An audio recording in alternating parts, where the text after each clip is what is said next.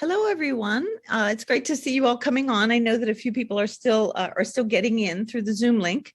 So it's great to see everybody. It's great to see you back. I really appreciate your time commitment and your motivation to keep moving forward with this competition. And today we will hear some more expert content about the case that we're working on. I'm going to turn it over to Elaine right now, who will introduce our first speaker. We can give a little more time as people come in, but I do want to respect everybody's time and get us started on time. So Elaine, I'll turn it over to you. Okay, thank you. If somebody else can keep an eye on admitting the students in then, as I'm reading my dear colleague's bio. Good afternoon, everybody. I'm really pleased to be announcing Dr. Manuel Roman-Lacayo's today for the presentation.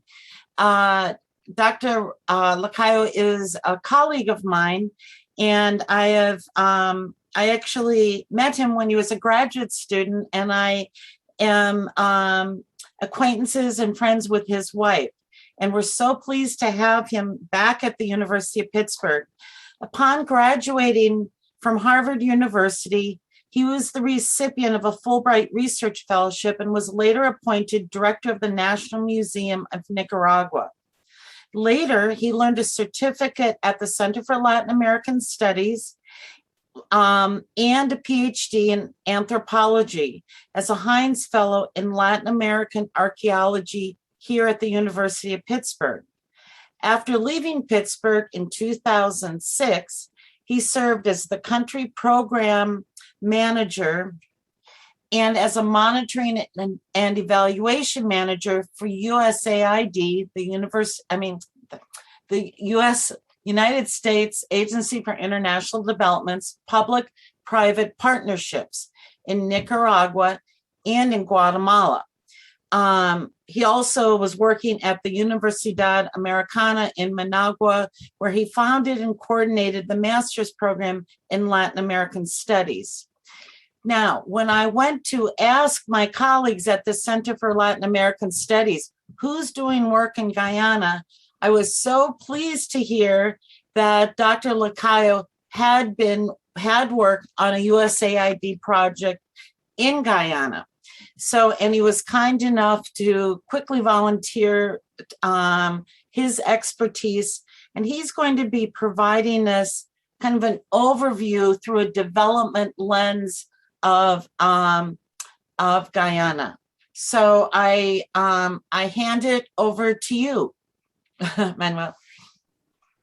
Thank you, Lynn, and welcome everybody. I hope to take not a lot of your time. I hope to be very useful with what I aim to share with you.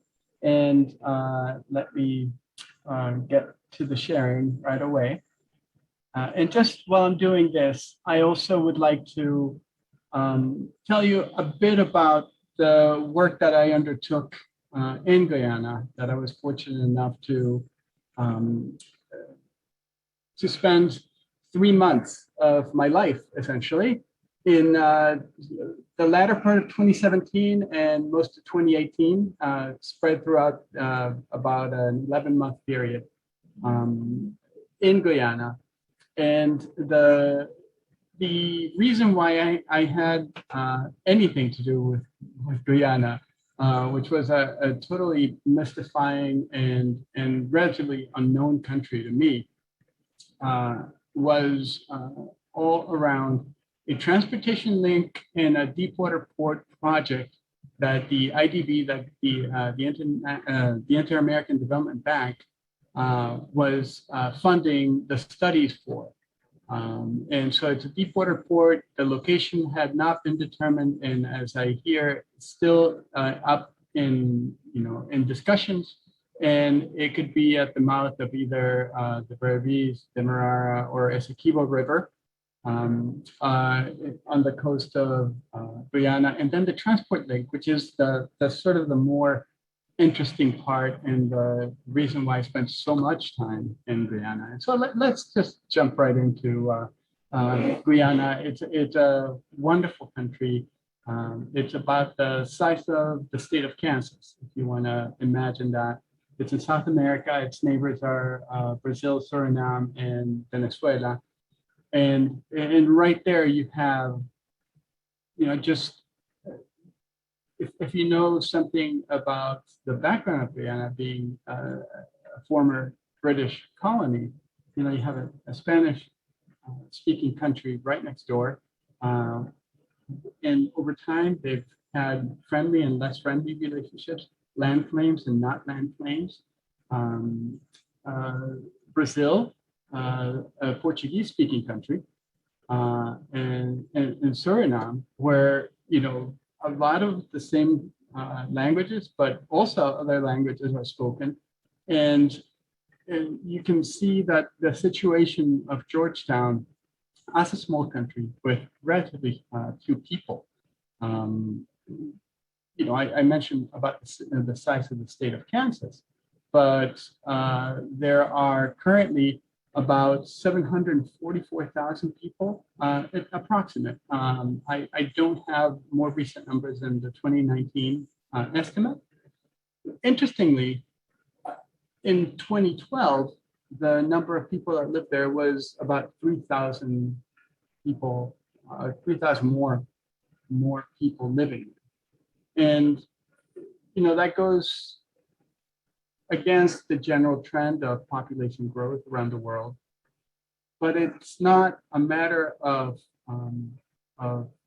let's say, the rates of growth, in fact.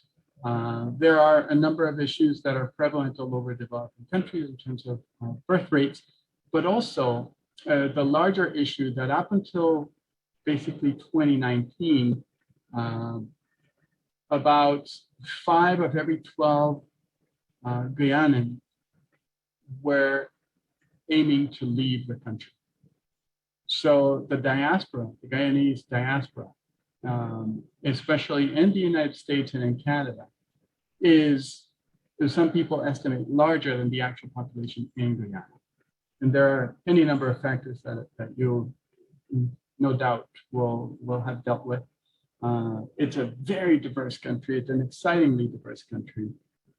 Its official language is English, but if you're a local, you speak the vernacular, the Creole, and some of us who were not local took a long time to catch up to what was going on.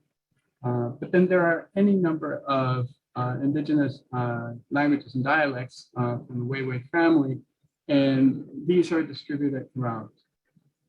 In terms of the ethnic groups, Guyana was so much of that region of South America, a region for sugar plantation, later rice, but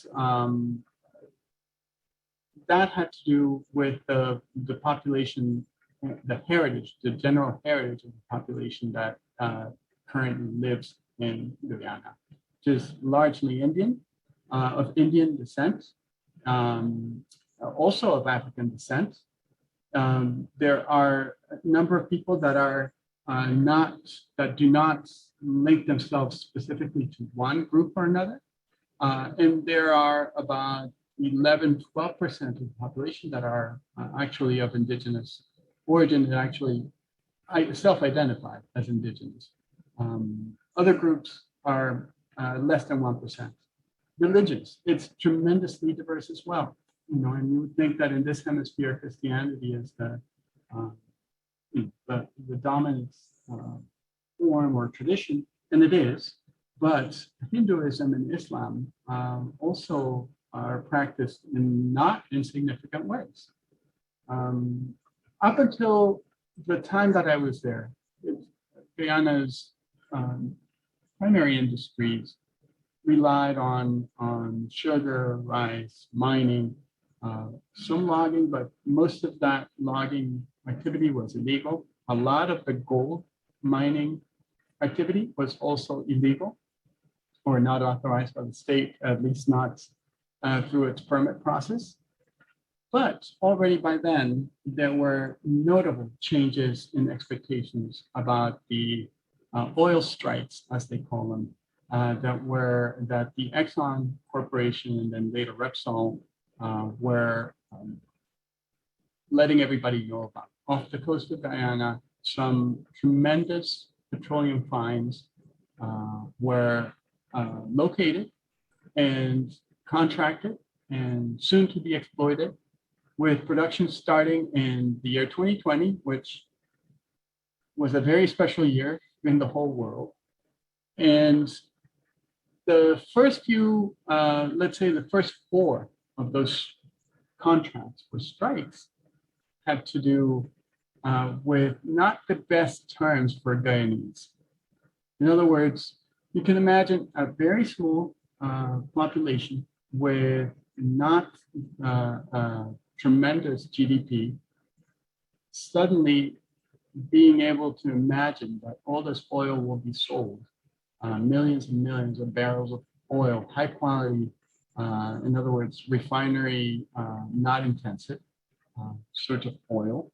And people were imagining the sky and thinking that everything was possible because it would benefit Guyana as a whole. However, the prices that were predicated for the initial income share by Exxon was about $50 a barrel. And so if you recall from last year, the price of petroleum went down quite a bit. And that meant the income that was supposed to be coming in already by last year, also mediated through a turbulent presidential election or electoral season overall, and a very contested ceding of political control, and you can imagine why. There's all of this at stake, in addition to the impacts of the global pandemic. Didn't make for the most prosperous year, as was expected last year in Guyana. So to reiterate, the reason why I was there was both this possible deepwater port in the mouth of the 3 major rivers.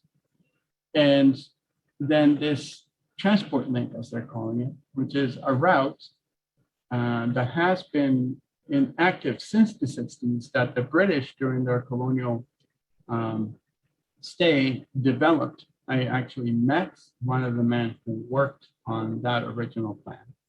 And so the idea was to optimize that route, pave it, make it stable, and allow for, as you can see, that to the west and south, Brazil is the neighbor for Guyana. And this route would facilitate traffic and trade with Brazil, which is, a giant, and had great interest in being able to move merchandise, especially soybeans, out into shipping lanes rather quickly. The way it is, the Roraima state in Brazil has to move their products through the rivers, out the Amazon, and into one of their ports, so that it's more effectively traded globally, especially when it comes to China, especially soybeans. So there's great interest, not just on Brazil's side, to find a shorter way out from those regions, those hinterlands in northern Brazil, out to sea, rather than going through the rivers. And there is great interest from China. We actually met one of the trade representatives from some Chinese interests that were willing to just pay for the whole thing right away. They said, $4 billion, no problem, like this. We need this. It will make things better for us. And the issue is, for the Guyanese, how do you maintain autonomy? As it is, the trail is not fantastic. I had the opportunity of traveling all the way from Georgetown, the capital on the coast, down to Boa Vista in Brazil, through this legendary trail. This is the photos are from not the wettest of times, actually relatively dry time. That's why we ventured out. We planned to do it at a time that is not so challenging and troublesome. But this is just one of the areas where many vehicles got stuck. We were fortunate whenever we got stuck, we were relatively easy to pull out. We were in a relatively light vehicle. But this is a story week after week, year after year for this transport route. And so you can imagine that only the people who actually have to move through this transport link actually do it. It's a major point of contention because it's been in Guyana's imaginarium for decades. And it's been very clear that it's an essential route that hasn't been invested in. But this is also emblematic of a lot of how Guyana functions. Most of the population is along the coast. There are a few other small aggregations in, let's say, mining, formerly or currently mining areas. And then the rest is mostly forested area. And the assessment that we undertook, we found that there were some strategic issues that revolved around basically the government's capacity to undertake the projects, both the port and the road, the impacts and potential leverage for indigenous populations, the larger community's well-being, impact on the natural world, environmental issues, and climate change. And I'm not going to read through this, and the PDF of this presentation will be available so you can look through all the different notes. This is a chart that I summarized from some of the work that we did, that we undertook, and that we actually made available to the government of Guyana after consultations, after stakeholder engagement, after any number of planning sessions. And that's why that process took so long. That's why I was able to spend that much time in Guyana. And basically, we looked at national institutions and how capable are they of managing a project of that size. Issues of security. I mean, there's human trafficking going through. There was, especially at that time, the Venezuelan crisis, where people were just crossing the borders, and a lot of the times not settling in Guyana because it's an English-speaking country, but needless to say, also aggregating along formerly smaller population centers that didn't have the services that were available. And then there was also the still going activity of the drug cartels, Cartel del Sol in particular, which is a military-run Venezuelan drug cartel, that were impacted. That made for hinterlands not being the safest place. In terms of quality of life, I mean, this road would, of course, help the lives of many, would increase trade, would make it possible for better communication and especially emergencies, health delivery, health services delivery. But then there were all these other risks, right? These are small communities that had not been in communication that was very intense. And there were all sorts of land issues. There were all sorts of potential aspects of what happens when there's an accident in the middle of the road, in the middle of the night in this remote area. What happens with the increased aggregation of people, or people coming in to have access to these previously wild or largely wild and unsettled areas, and the impacts that might have. And so that was another aspect. And then there's all the poaching and the logging and the mining, all those activities that were really not legally permitted, and they were already going on. We could imagine that with a road, easy access, that some of those would get worse. Most importantly, we also, this is an area that I'm going to leave for the next presenter, but I wanted to make a link, climate change, in terms of the increase in emissions and the need that the country currently, even without the road, has to adapt to climate change that is already occurring. And one of the things that we did was make some sea level rise simulations. During the time that I was there, the seawall, there's a seawall around Georgetown and the coastal area, was breached, what we call breached, 3 times. And they were not just insignificant breaches. In other words, Georgetown is below sea level. And that wall and the dike and drainage system that was set by the Dutch, 2 centuries back, actually are what has kept Georgetown from becoming part of the ocean. But in these simulations, and you can see one on the left, is a modest 2-meter rise. And I don't mean sea level worldwide, but I mean in terms of the surges that can happen. And I should also say, this is not a hurricane-prone area. So these are just regular increases in the tide. And you can see how in the left, with the most modest simulation that we can imagine, with the forecast for increasing temperatures, global warming, climate change, Georgetown is flooded. That's the capital. Basically, the areas where most people live would be flooded and uninhabitable.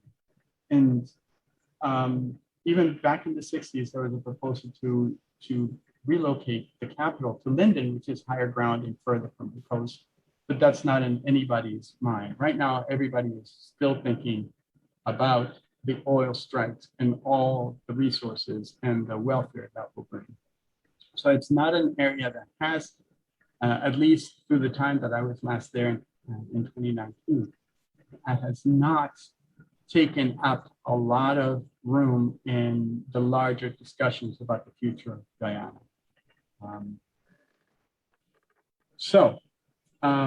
Not to be pessimistic as I complete my presentation, and of course, if in the structure there is time for questions, I'd be more than glad to answer. But in terms of Guyana and its future, there are some really key issues in terms of how the population is distributed, how this population gets access to services throughout. I took basically every sort of mode of transportation when I was there to get places. So we flew in small aircraft. We rode, we were a lot of the time in boats, going in rivers, a little bit along the coast, and on 4-wheel drive vehicles. Once we left the paved area, which basically starts or ends in Linden, that's where the good roads end. And you need 4x4 no matter where you go. And sometimes that trek, which you might have noticed, is about 450 kilometers, 454, depending of how the route is actually finalized. That could take 24 hours, because then there are ferries, there are crossings of rivers, there are people's sort of schedules of when the crossings are open. There are issues also once you cross into Brazil. In being a former British colony, Guyana, people drive on the opposite side of the road than they do in Brazil. In Brazil, they drive on the right side of the road like we do here in the United States.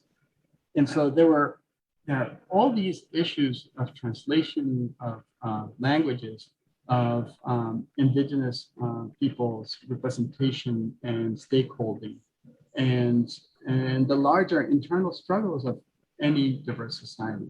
So as I said, wonderful an amazing country filled with tremendous potential, but some real challenges that were only evident to me because I had the privilege of spending that much time over there. So with that, and not wanting to take much more of your time, I will end the presentation for now.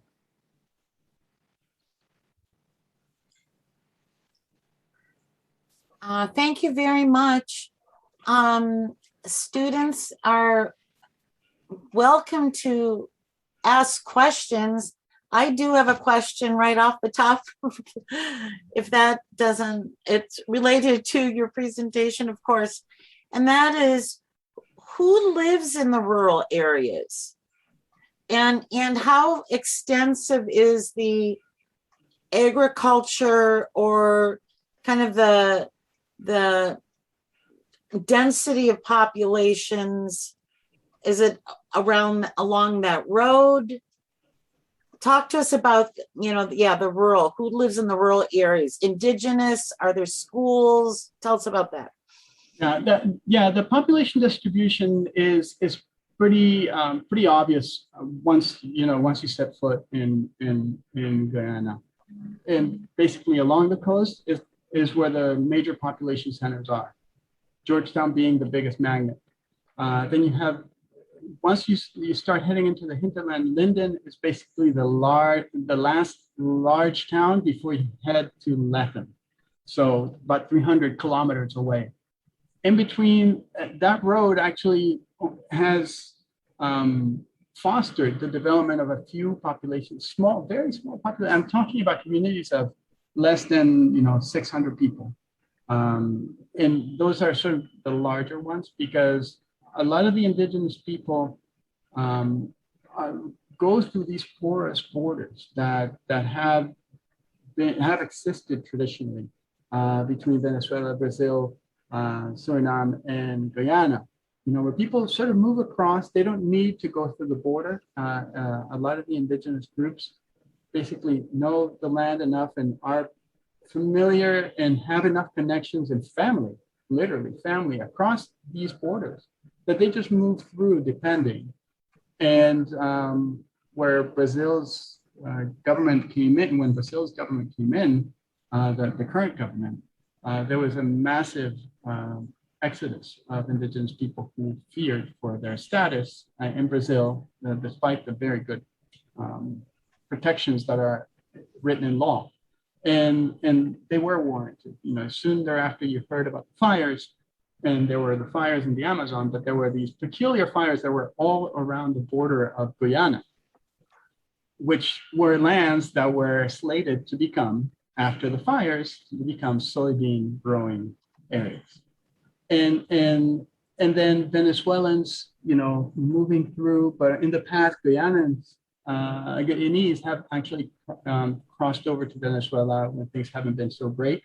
So this is sort of this sense of family with the neighbors that hasn't quite been lost despite some of the border disputes. I mean, they have border disputes with both. I don't know to what extent Suriname is still alive, but the one with Venezuela really intensifies and minimizes. So people live mostly along the coast in a few, let's say, large towns. If you see Lethem, you will think of,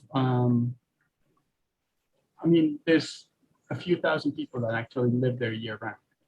And a lot of those people cross the border readily into Brazil and receive all sorts of social services in Brazil, and do shopping in Brazil, and trade in Brazil, and cross on over readily to Guyana. And so with these small population pockets, and then as you go east towards the southern part, populations are really dispersed, tremendously dispersed out there. And there are indigenous communities that have locations, but they're not, let's say, they're not where you might do a marketing campaign, because it's not going to be people who really produce a lot of currency. Agriculture happens once again closer to the coast because of the better terrains for sugar, for rice, and then there's fruit and all sorts of other traditional agricultural products, but they really happen sort of towards the north and closer to the coast, where transportation to neighboring countries may be easier, or sending these goods abroad via on boats is also easier. So there are along some of the rivers projects for agricultural development and sustainable agricultural development, but they are not, let's say, they're not making a huge impact on the GDP. Thank you. Thank you very much for the presentation. Thank you for that background. Interesting, a lot of interesting information to be thinking about, right? As for the student teams, as they begin thinking about their strategies for the health challenge. A lot of really important background there, and a lot of really important information on climate change as well, which we'll also be talking about, I think, going forward. Are there any other student questions? I feel like we do have time, right, Elaine, for a few more? Yes, there's one in the chat. It mentioned that your work with PPP with USAID. Did you do any PPP work in Guyana while you were there? If so, would you be able to talk briefly about that? No, just the short answer is in Guyana, I did not do any PPP work. That I did in Central America, both in Guatemala and Nicaragua, and we connected a little bit with El Salvador. But in Guyana, it was my job was really environmental and social impact assessment, and it was all around these projects that I mentioned. I did have a good bit of contact with the Chamber of Commerce, and I maintained some friendships actually to about 4 or 5 people that I interacted with quite a bit and became friends with in Guyana. Both people who helped with the work, helped facilitate connection with distant communities, indigenous groups, and the Chamber of Commerce is one of them. And in terms of it really just seems that, as you might imagine, and I don't mean to give short shrift to their capacity and their agency, but as you might imagine, that the oil industry, with all the new people settling there, with all the new hotel space that was necessary, all the new houses that were necessary for the oil industry related folks to settle in Guyana, that was the big driver for the economy, for change, for hope, for everybody's attention was basically trained on that. And even environmental assessments that were not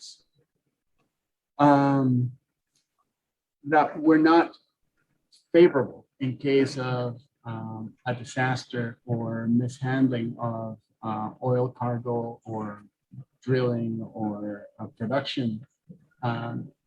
There were some really less than hopeful outlooks if something like that happened with the measures that were embedded in the contracts. So the PPP work, I think basically in Guyana just did not have legs unless you had anything to do with the oil industry.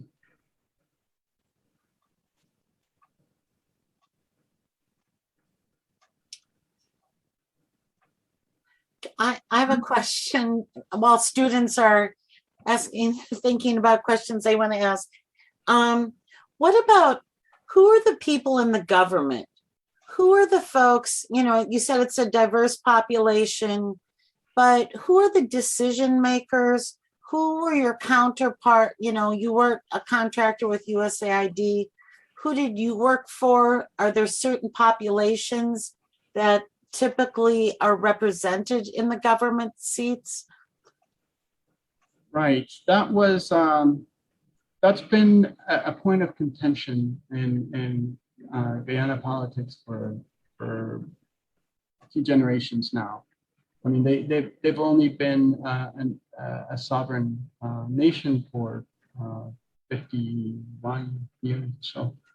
And it's been traditionally the Indian descendants who in the last, I guess, last 30 years, 20 some have been in power, basically the same party. And then when I was there, it was a coalition government that actually had stakeholders that represented more closely the Afro-descendants and indigenous populations. And while I was there, there was, but it was really a coalition because it also brought together people of Indian descent. And so it was a power share that was very interesting. And at the same time, they're the ones who didn't want to let go of the reins, right? When the elections, they postponed the elections, they postponed them again. They fought the election results. It took international discussions and all for that power to be finally ceded to the current government, which has, you know, logically been trained on the economic developments with the petroleum industry. But there was an interesting challenge when I was there from a couple of indigenous leaders who really amalgamated the very diverse and numerous indigenous groups that were there. And they could have been the kingmakers in a sense. They said, basically, if we vote for this, if we as a group, as indigenous people vote for this candidate, we swing it that way, and we swing it the other way. And then one of their own, and there's all sorts of allegations made, one of their own sort of split that potential amalgamation. And then it became everything for anyone. So it's an interesting, you know, you would think that with such a small country, I mean, the whole population could fit within Pittsburgh Metro, right? Of this whole country, that you would think that there'd be closer contacts with the representatives. And of course, yeah, people know each other. I got to know a whole bunch of people. If we did 6 degrees of separation, I would probably know with like 3 degrees, at least somebody anywhere in Guyana, just with the brief time I was there. But it is, you know, it's still people, and still people who are pulling in a particular direction. So they're about as responsive and responsible as we expect our own politicians to be, if that makes sense, or maybe not so hopeful. I don't know.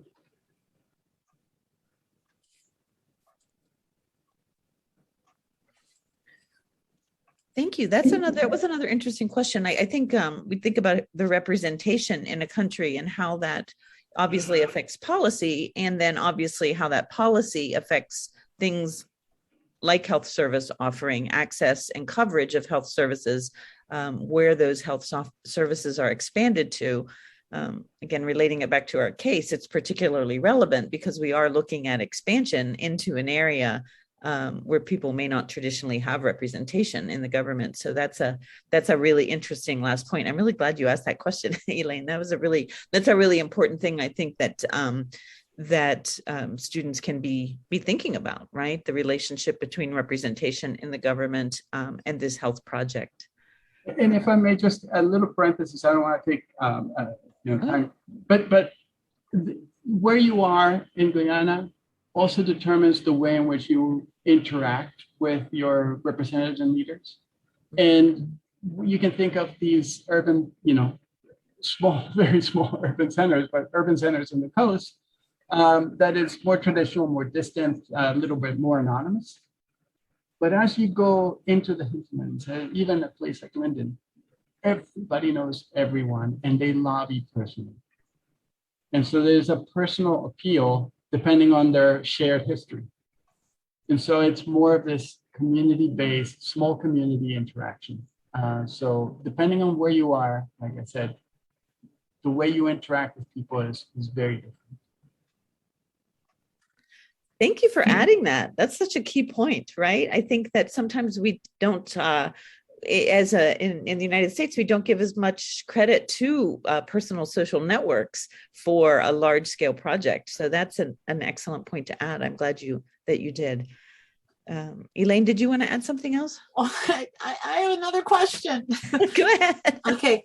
But I don't want to take away from the students, but I think it's an interesting question. So you have these oil companies, you have these private sector oil companies, large, companies. And then you have the Chinese government, you have the Brazilian government there. It's a British colony.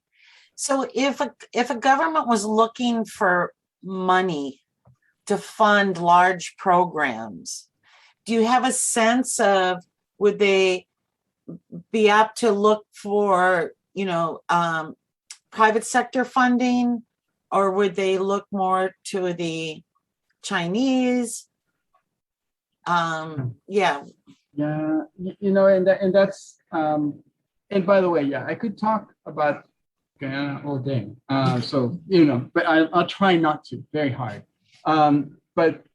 But the Chinese government is, of course, one that is looked upon with a bit of suspicion, right? Their ulterior motives are, it seems, on the face of it, to feed China, right? They don't care where the food comes from, just that it gets there, that they produce enough because they have these projections, they have these needs, they have the projected resource shortages if certain amounts are not produced somewhere and gotten to China in a convenient and economical way.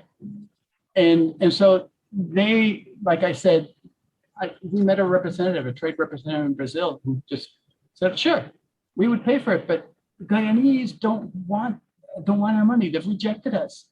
And so there's this fear that a small country government like Guyana will lose total autonomy when China comes in and starts really impacting the markets and production and transport. And so there was that suspicion, right? Which is throughout South America, but in places like Guyana that are even smaller and have a history of being overlooked and not having much to say, it's even more intense. Then there's, as you say, there's the British legacy, and one actor that I haven't mentioned is Nordic countries. Basically, the Norwegians and Danish, but they've actually promoted safeguarding the forest areas, right? And so they were contributing to Guyana's government for keeping, for taking care of those forests and trying to maintain biodiversity and to preserve what's there, right? This really important chunk of land that is covered in forest. So there was that sort of softer approach. Once the oil companies come in, they're basically $300 million for this and $30 million for this, and just the numbers are people can't even imagine them because those amounts haven't been spent or invested in Guyana in the past, and so people sort of forget all these $1 to $10 million a year investments and approaches, and go with the people handing out the bags of money. And so one way in which actually there was a commitment, various commitments were made by Exxon and Repsol and Total about corporate social responsibility investments. So they're one place where this could come through. On the other hand, they were also saying, listen, you're going to make all this money from the oil that we're going to share the profits with you. So you now have the wherewithal to do this on your own, to have your own to direct your own funding and your own campaigns and your own priorities. The thing is, will that money come? In what way? And how will it be distributed once it gets there? Because that's the big question a lot of people have, right? Will it remain in this very small, very thin elite of people dealing directly with the oil companies, or will it actually improve the welfare of most people in Guyana?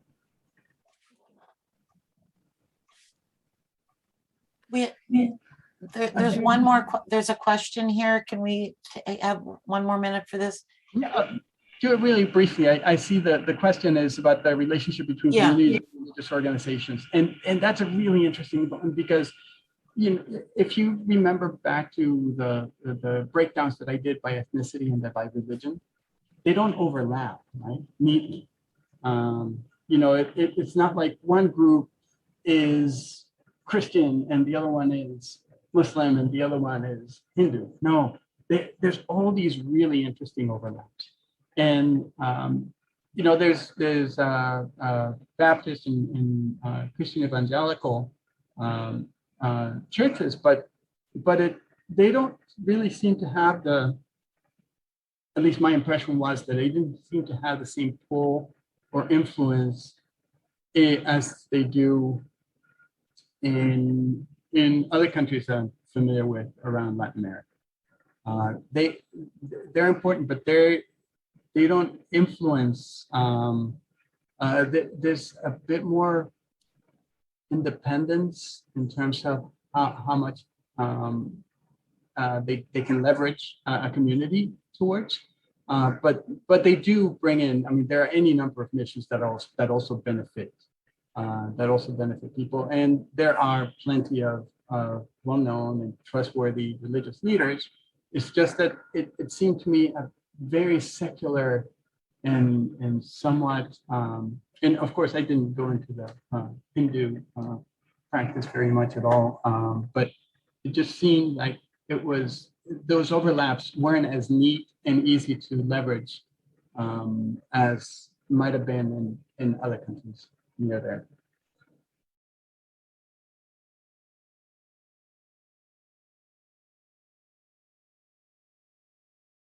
I want to welcome our second speaker to the conversation as well, Dr. Firoz Abdul Wahid, who is a new colleague of us at the Graduate School of Public Health. He is a visiting assistant professor right now at the School of Public Health. As I mentioned, he's in the Environment and Occupational Health Department, and he's a native of Suriname, where he graduated as a family physician in 2005 and with a master's in public health in 2012. He has more than 15 years of experience in public health, and the most recent, or the last 8 of those, have been in environmental health. And so we're looking to learn more about his engagement. He comes to us from Tulane University in New Orleans, and as I said, is now part of our faculty at the Graduate School of Public Health here in Pittsburgh. And we're looking forward to hearing more about his research and also his perspective on our global health case competition going forward. So, Dr. Wahid. Good afternoon, everyone. I am Firoz Abdul Wahid, and as Dr. Salter said, I'm a native of Suriname, which is one of the Guyanas, and I will present sustainability and access to healthcare in the Caribbean through the lens of climate change. Yes, and I indeed received my medical degree in Suriname, where I worked with vulnerable tribal peoples and indigenous peoples in the Amazonian rainforest. My public health career really started at the National AIDS Program, during which I completed my master's in public health. But concerned about the environmental contamination and the lack of cadre in Suriname, I pursued my PhD in environmental health. And now I am working at the EOH department of the University of Pittsburgh. I have collaborated on developing a roadmap to a climate and health program in the Caribbean. And I have also co-trained a number of environmental and occupational health officers Caribbean-wide in climate and health. So I will discuss the concepts of global climate change, regional climate change, and the vulnerability of the Caribbean region. I will describe threats of climate change to key sectors in the Caribbean linked to public health threats, and I will discuss the Smart Hospitals Initiative as a means of sustainability in the face of climate change. So, global climate change is defined by the US EPA of any significant change in the measures of climate over decades or longer. So global climate change, as you know, is caused by a buildup of greenhouse gases, gases that trap heat in the atmosphere, and such as carbon dioxide, methane, nitrous oxide. And this is mostly caused by human activity. That is what we call anthropogenic. So while the anthropogenic emissions of greenhouse gases in the Caribbean region are actually negligible, it is exactly this region that will continue, that is having and will continue to be among the regions with the greatest effects of climate change on all sectors and in particular on health. So when we talk about the region, then we talk about regional climate change. In this slide, it is abbreviated as RCC. So regional climate change is real. And research has shown that there's an atmospheric temperature rise of about 1 degree, 1 centigrade. And this is research going back from 1960 to the 2000s, and it will continue to increase. And it has been projected that at the end of the 21st century, actually, we will have a rise of 5 centigrade. There will be an increase in the number of warm days and warm nights, and there will be a decrease in the number of cold days and cold nights. There will be, well, there already has been a sea level rise, and that will be about 1.8 to 2 millimeter per year, and that has been over the last 60 years. There has been an increase in the number of extreme weather events, droughts and flooding, and hurricane intensity. And what is being expected is extended dry periods and drought, an increase of unseasonal rainfalls and floods, an increase in intensity of hydrometeorological events, sea level rise, heat waves, and extreme atmospheric temperatures. That is what's all coming. So going into a sectoral approach, so looking at tourism and why tourism, it is important to know that the economy of the Caribbean is heavily dependent on tourism. And actually for some small island developing states, it's only dependent on tourism. At the same time, tourism is highly influenced by climate. And so climate change negatively impacts tourism. And this can be either in a direct manner, so that is the direct climatic impacts in terms of warmer summers, more extreme events, precipitation change. You can imagine that you do not want to go on a vacation where it will be too hot, where it will be raining all day, etc. But we can also look at it from the indirect aspect, indirect environmental change aspect, such as biodiversity loss. So marine and terrestrial sea level rise and even disease. You can also imagine if you want to go on a vacation and you want to go snorkeling, what use is it if there is a loss in all these beautiful fish? So this is a nice map showing climate change hotspots, in addition with regional knowledge gaps on climate change. And as you can see, so this is on the left upper, the Caribbean region is actually a hotspot and also has regional knowledge gaps to some extent. And the Caribbean region's hotspot concerns especially warmer summers, an increase in extreme events, water scarcity, marine biodiversity loss, sea level rise, and an increase in disease outbreaks. Switching to yet another sector, climate change has an impact on food security and safety. And if you look at agriculture in the Caribbean, we have experienced decreases in crop yields, and these were due to severe weather events or changes in precipitation. These could be either floods and droughts. And to give an example, in 2006, there was a flood in Suriname. And in terms of financial losses, there was a total crop loss of $6 million US, and a cassava, that is yucca, plant loss of $3 million US. But also decreases in crop yields due to an increase in temperature. So that may allow other crops to grow within limits, but it may also decrease the cultivation of other crops in that particular region.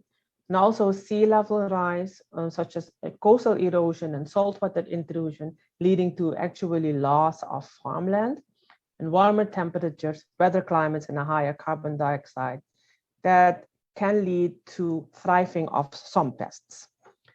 Besides decreases in crop yields, research has also shown that with higher carbon dioxide levels, the nutritional value of some crops may be less. And just to give an example of what's happening in the Caribbean, if we talk about climate change and extreme weather events related to agriculture, just looking at Hurricane Irma, that was in 2017, it destroyed Dominica's agriculture, Dominica's and Caribbean island, for 100%. So it is good to know that 25% of that population living in Dominica depends on agriculture. Another example of threats to food security and safety is how climate change impacts fisheries. So there were threats and decreases of fish and fisheries due to a rise in sea surface temperature and sea level rise and extreme weather events. And these were because of coastal erosion, coral bleaching, blooming of algae, marine disease outbreaks, and also ocean acidification. And to sum up as example, some of the losses due to climate change and extreme weather events, Hurricane Erika in 2015 costed $2 million US for Dominica. And if we look at Montserrat, Jamaica, and Guyana, St. Vincent and the Grenadines, 37% of fishing households were adversely affected by environmental hazards. So that is good to know.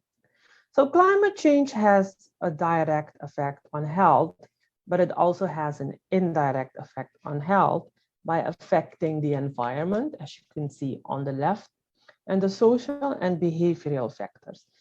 An example of a direct effect is increased temperatures.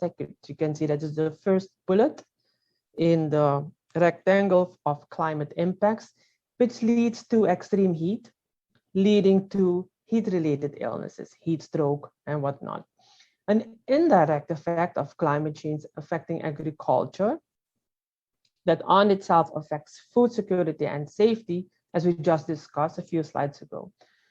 Yet another example is climate change affecting access to care and treatment, and it will obviously affect a number of different health outcomes. Good to know is that more than 67% of hospitals in the Caribbean and Latin America are actually located in areas of high-risk disaster areas.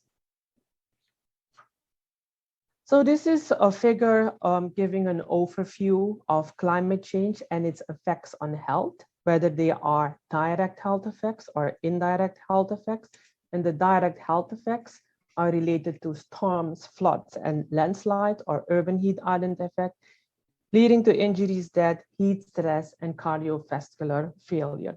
And then you have a number of indirect effects, some of which we have discussed, such as impacts on food security and safety, water resources, vector-borne diseases, air pollutants and allergens, and mental health, leading to a number of different diseases, such as malnutrition, waterborne diseases, malaria, dengue, respiratory diseases, and also we always forget that, but mental health is really important, and it can lead to populations of displacement, overcrowding, depression, suicides, etc.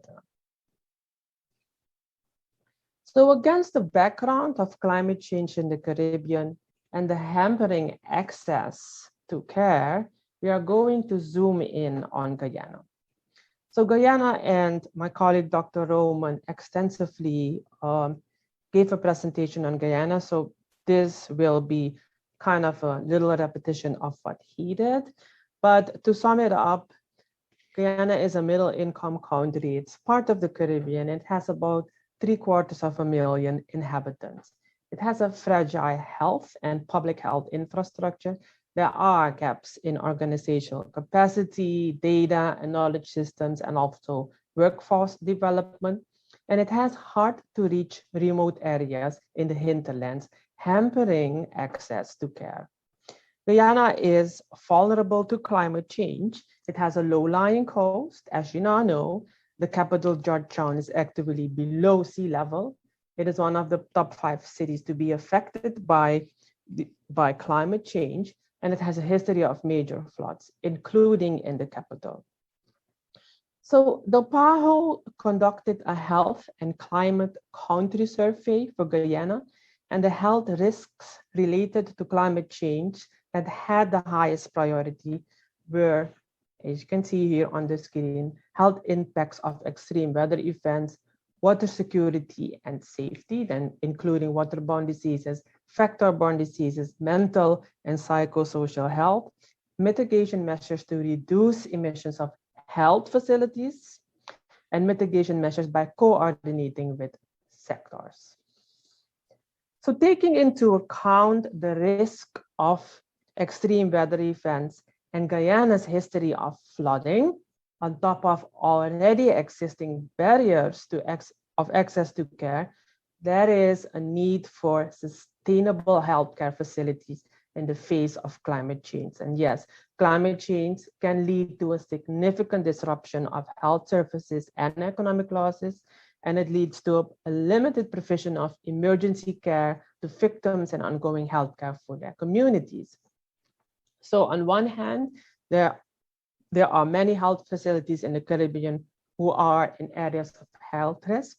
And also we know that healthcare facilities use lots of energy and with a significant environmental footprint.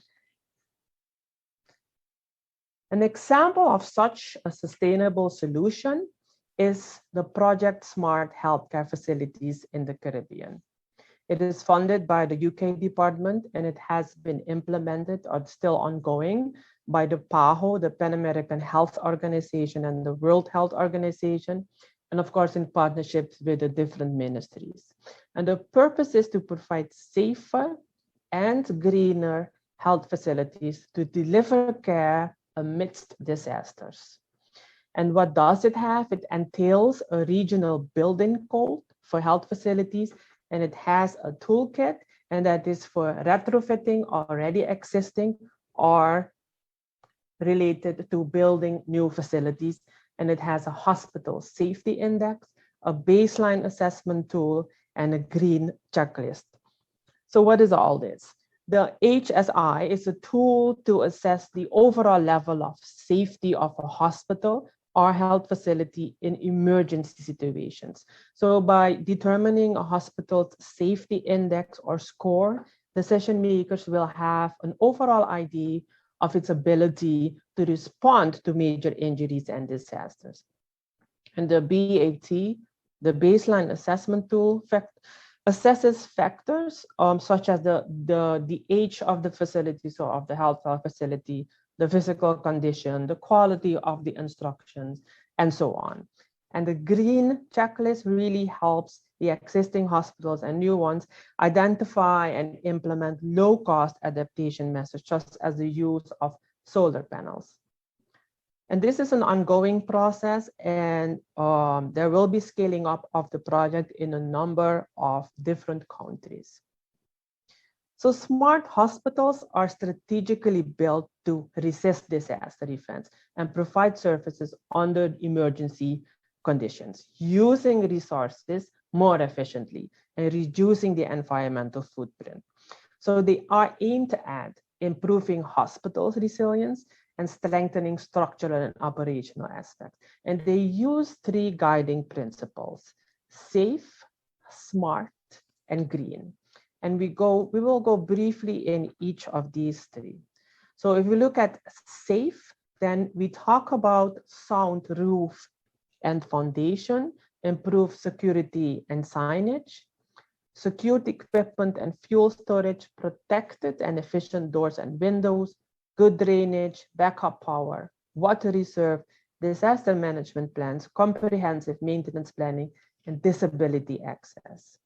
If we look at SMART, we are talking about reduced downtime, resilient structure, reducing operating costs, improved safety, satisfied patients and staff, environmentally sound operations, and improve emergency care and services for the community.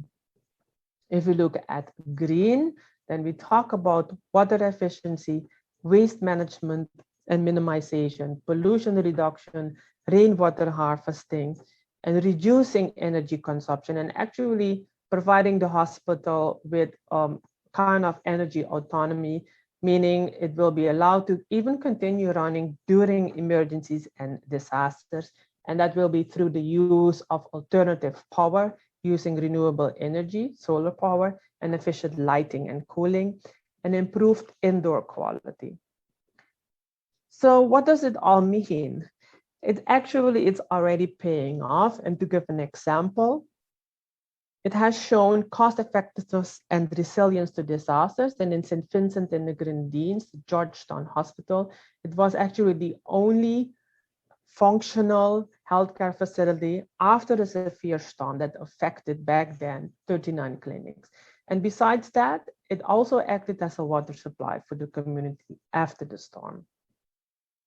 So what are the future directions of the Smart Hospital? So it has been extended to 7 other countries, and it is aimed at retrofitting at least 50 smart health facilities in these countries by 2022. Thank you.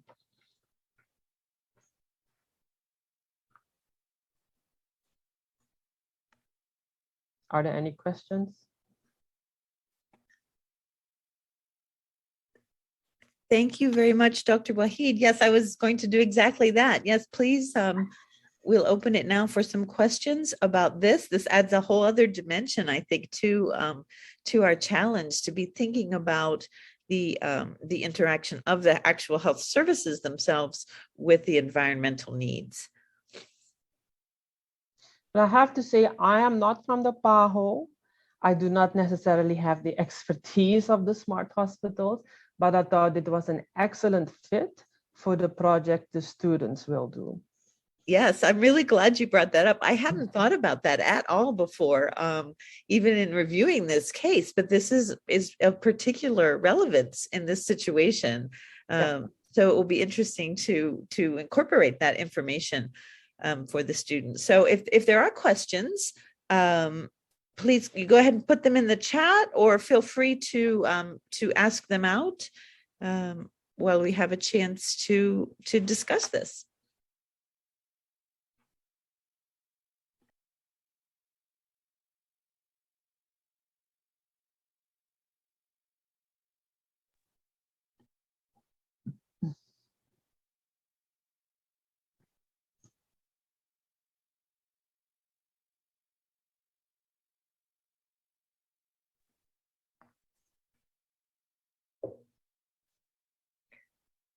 If students don't ask, I have a couple of things I would be interested in learning a little bit more. Sure. I feel like I can answer them. That's fine. I feel like we've done this on all of them. Well, I would love to just learn a little bit more about, as you said, I also not an expert in PAHO, but interested in learning more about this focus on smart hospitals, where I think you mentioned, some places where it has been applied, or is it new? Correct. Yes. So the pilot started in St. Vincent and the Grenadines, and they are slowly extending it to other countries. And can you see the slide? And it is the plan to have this done in these other countries. Okay. But yes, there are a few smart healthcare facilities already in the Caribbean. And do we have any sort of outcome data from those facilities, or even in energy consumption data yet from those, or is it too soon? I wouldn't know if there are. That's a good question, actually. And so I can look it up, but I wouldn't know if there are any. Okay, but that's definitely something to be thinking about. Certainly for teams that want to think about something like this or addressing something like this in their strategy, they would want to look for some information from around the world about this type of intervention or about, right? Because I like all things, I imagine they have their pros and their cons, right? So it would be worth having some additional information on. And I think, I see a question. Yeah, I see this questions. So what is the average cost budget for the smart hospital? So finance is not my thing. So I appreciate this question, but I wouldn't know what the cost is. No, so I can look it up for you, but I imagine this really differs and it depends on the population it needs to cater to, because some of them are just smart health facilities. And then if you talk about a full-fledged hospital, that obviously would cost much more. But to give you any exact an exact number, I wouldn't be able to do so. And the second question is there any support from the surrounding communities for smart hospitals? As always, the PAHO works with the local governments. They would do so with any country. And the local governments, they work with the local communities. So yes, in that way, there has always collaboration with and support from the surrounding communities. How long does it take to build a smart hospital? Then again, for the technical part of the smart hospital, I would not know the answer. Those are really great questions that student teams can further investigate on their own if this is an element that they're interested in. I think it is a very thought-provoking aspect to this case in particular. Both the previous presentation. I'm sorry. Go ahead. No, I would say I do not think it would take longer to build than a regular hospital. But yeah, I think it is really, I like these questions. And on the other hand, I think it is good for you guys to do some digging and to look what you need to know in terms of what to put in your project.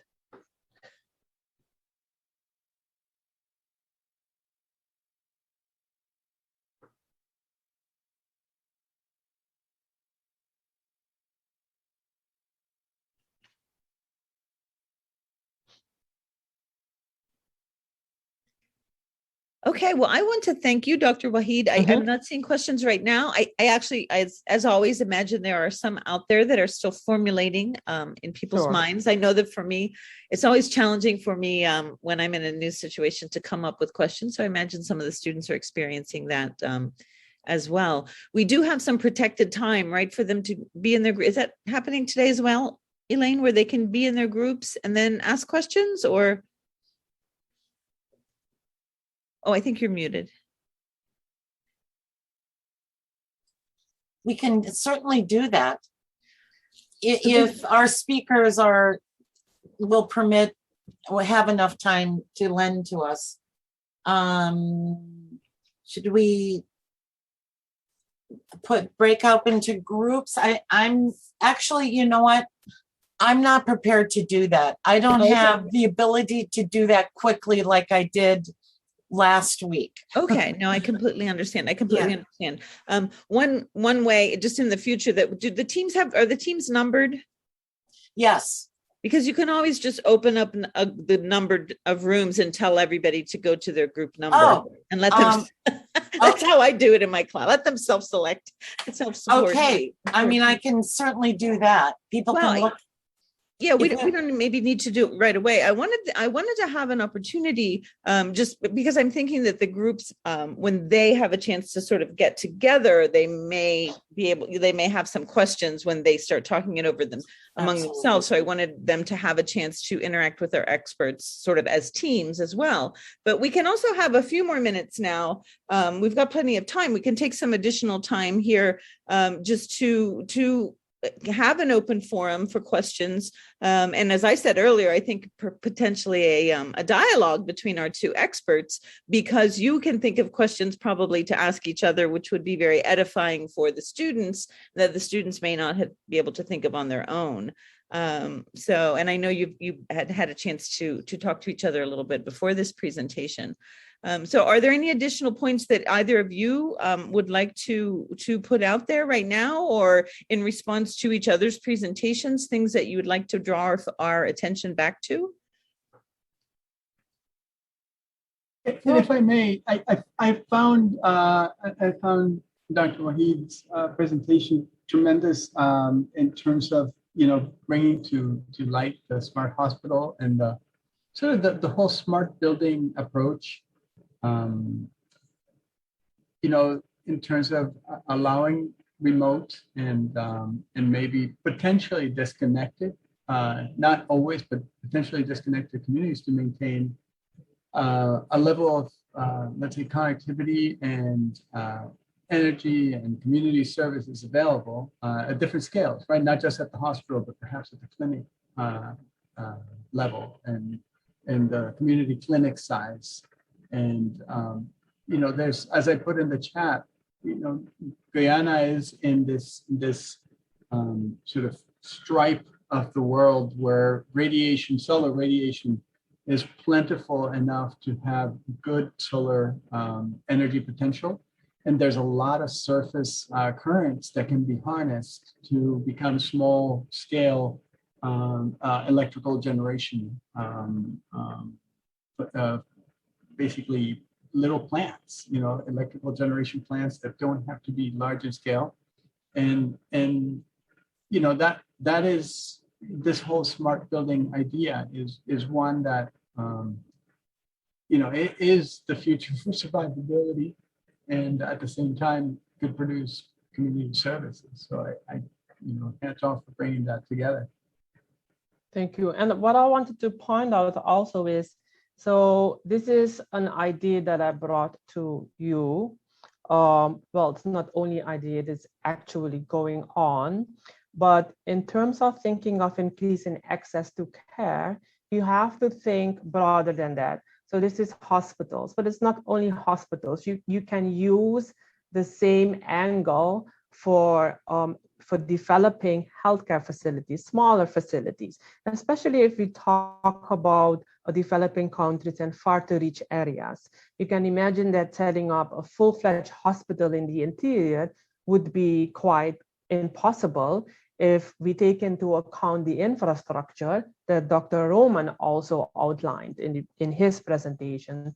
So if you're thinking about setting up a project for increasing access to care, also think about small health posts, small healthcare facilities that you can make smart. So that's what I wanted to point out.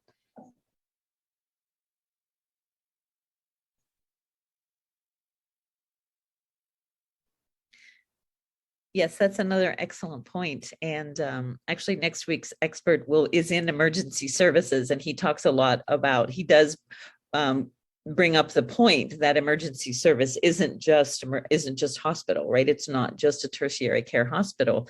And what are all the other steps along the way? So we will be hearing more about exactly that next week. And it's nice to that you sort of planted the seed to think about how those facilities could also potentially make use of this sort of technology. So excellent point. It's interesting that one of the, and I don't think it's actually in the tables that I shared in the presentation, but one of the concerns that we had was in terms of emergency services in the areas that are not so well populated. So what happens if there's a serious accident out there, and how are emergency medical services provided? How do people find out that this happened if it's in a remote area at a quiet time, night, weekends? So how do we make sure that there's enough support there to lower the risk of losing life to lack of care or connection or access, right? Yep.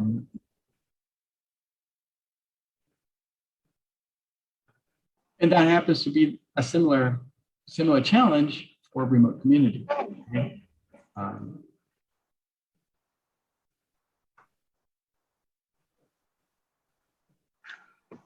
Hi, can you hear me?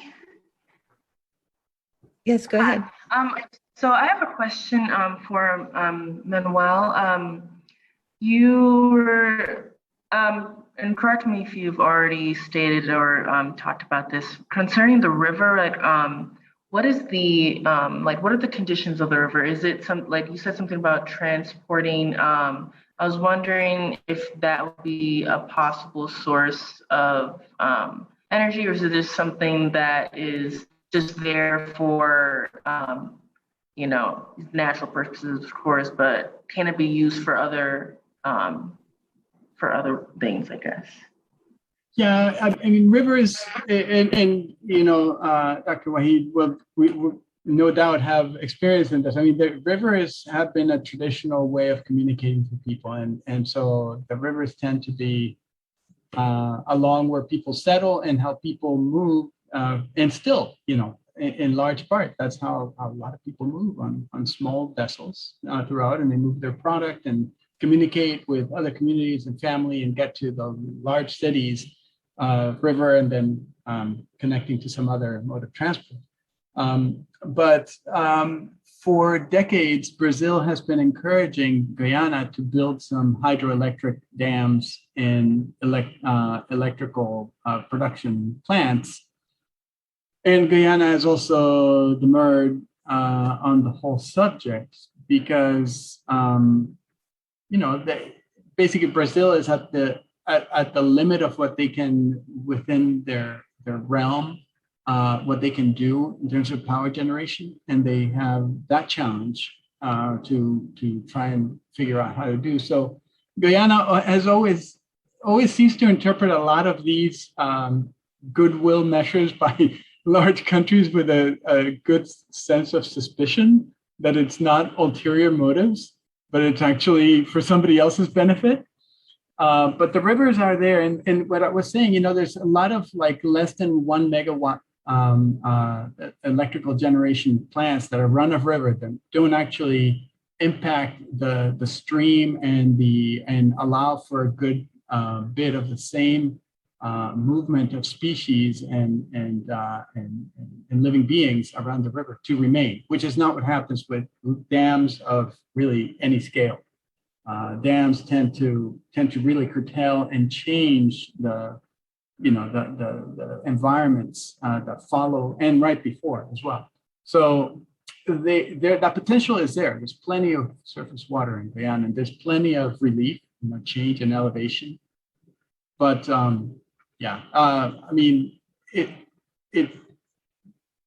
Guyana is still very conservative in terms of how it wants to move forward with the use of their rivers.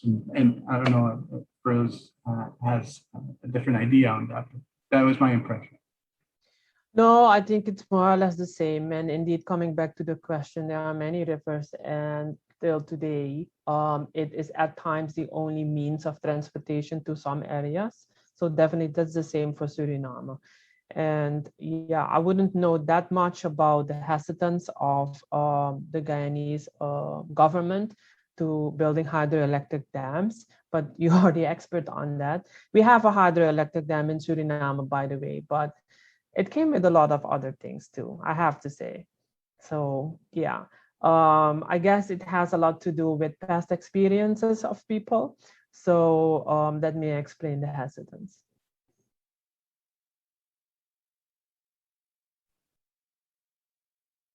Thank you. You're welcome. I had a question, probably for both speakers. Thank you both for your presentations. They were both incredibly informative. But my question was about if either of you have seen any relation to like the environmental changes or the disasters in relation to increasing violence. Like I wasn't sure if some other regions, maybe like if they had storms or a hurricane, and then those people would try to take resources from another region, or if you're aware of any relation between those two. Well, in general, there is research definitely showing that that with extreme weather events, you can really have an increase of those things you mentioned. But particularly for the Caribbean, I did not come across studies that have been done. But I have studied in New Orleans, coming from New Orleans, with all the hurricanes. Yes, we are familiar with an increase in violence, etc. But to say if that's the case in the Caribbean, I haven't come across studies, but I'm sure there is a link to that. Actually, that would be an interesting pursuit, and especially in these countries that are of a scale that you can get the breadth of what's going on in a very short time with not a lot of resources, right? So in a place like Guyana or like Suriname, where you could go and actually start getting some of that data that you might have to get in the papers because the authorities might not keep precise measures of what you might be interested in defining as violence and noticing the change.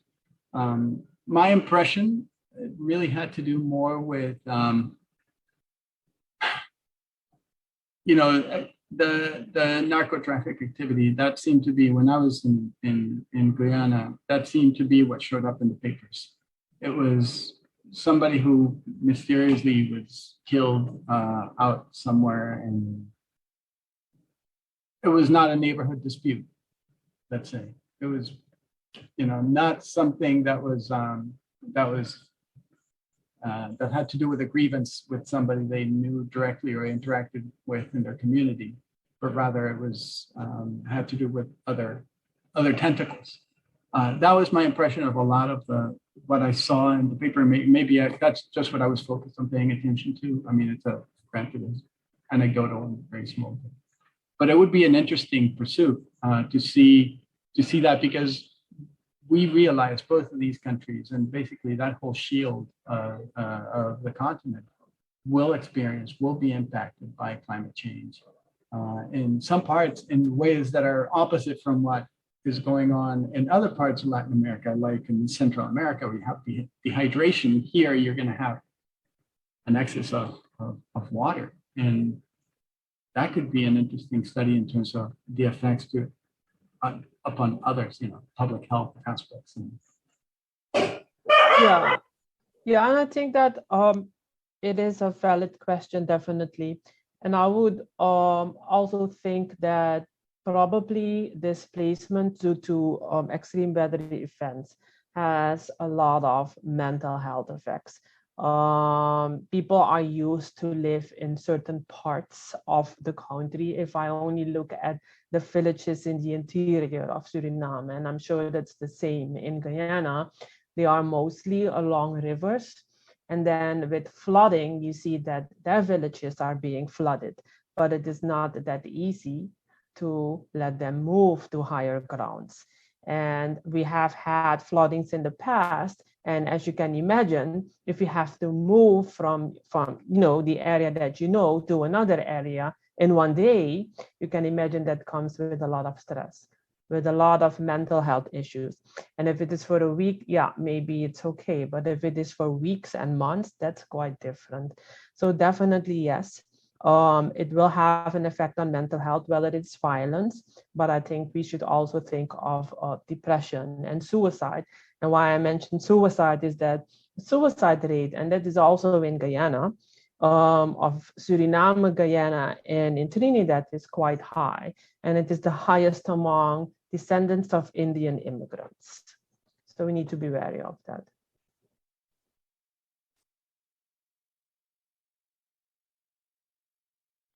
Thank you. Great question. Really great question. And also excellent points. I appreciate that this sort of broadens our perspective, helps us think about other issues that maybe aren't written specifically in our challenge, but that certainly we need to be aware of as they are coming up. So excellent question. Thank you.